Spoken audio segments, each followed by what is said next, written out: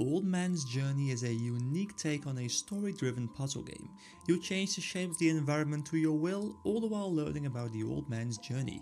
The game is available on Steam, iOS, Android, as well as the version I played, the Nintendo Switch one. Hello everyone, my name is Ekay and you're watching Ekay Tech. While looking through the Nintendo store in search of a story-driven game to play with my girlfriend, I stumbled upon this game called Old Man's Journey. Now, from what I could tell, this game looked very much like a game that was very much story-driven with little else in terms of gameplay. However, to my huge surprise, there was actually quite a lot of gameplay in this game. So going into it with this mindset made for quite the interesting experience, as we realized I was initially very wrong. After a quick opening cutscene, you get introduced to the main gameplay mechanic, this being a motion control scheme that immediately reminded me of the Wii. You point your joycon at the screen and move it around as a cursor. We quickly realize it is entirely possible and maybe even preferable to play this game with two people. Just give one controller to the one person and the other controller to the other person. This allowed us to play the game together even though it's marketed as a single player game.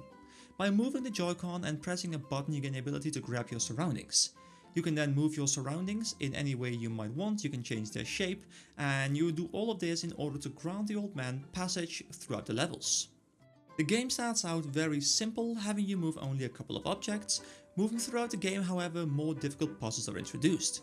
Some of them requiring you to move objects multiple times in specific orders in order to let the man through. Finally, they play with the mechanic in a rather unique way, hiding key objects behind other objects, so you have to remove specific objects in order to find the object you actually have to interact with in order to proceed with the story.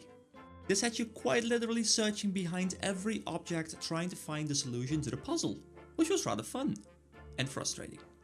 In terms of story, the game is rather simple. At the start you see an old man getting a letter from an unknown source. As you move through the game, you get flashbacks showing off his life in chronological order. The game's title and story intertwine quite nicely, as the old man's journey reflects both his physical journey throughout the game world as well as the story being portrayed in the background. All this leads up to the end of the old man's journey, as you look for the person who sent the letter. The game is built with a very simple art style that makes me feel like it was hand-drawn.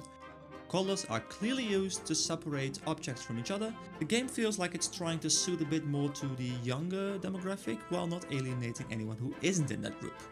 In terms of sound design, the game is rather simple. As the game is supposed to be a relaxing experience in general, the soundtrack is built to remain mostly subtle. While some parts of it are pretty good, overall I wasn't blown away by anything in general.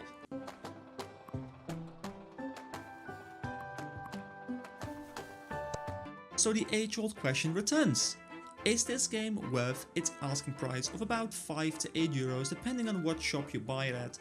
I believe the Steam version and the iOS/Android versions are rather cheap, they're about 5 or 6 euros, while the Switch version, as is usual in a Nintendo store, is around about 8 euros.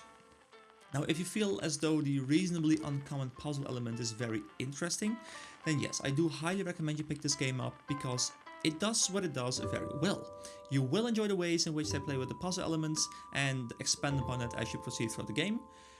For anyone else, however, who might not enjoy the puzzle mechanics specifically that much, unfortunately there is not a whole lot in this game. The game does what it does very well, however it does only the one thing.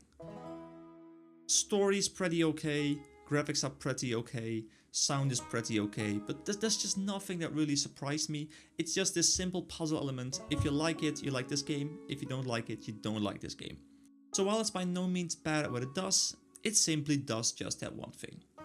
Now, about halfway through the game, I felt as though I was sort of done with the game. You know, I've played the same puzzle for about 45 minutes, and yes, there was some new elements introduced, yes, there was some more variety introduced, but it's still the same puzzle in general, and I could feel myself getting kind of bored, honestly. I did finish it because I wanted to finish the story, I wanted to see what is led, and of course I wanted to do the review, and I can't do a review when I didn't finish a game, so I sort of had to finish the game. And while I do not regret my purchase, if I had the chance, I would have told myself to not buy this game, because it wasn't really for me. So thank you very much for watching. I hope you enjoyed this rather short review, which is very interesting because I always make long reviews. So, you know, I try my hardest to keep this one rather short because, I mean, there's not a lot to talk about in this game. So I try to keep it as short as I could possibly keep it.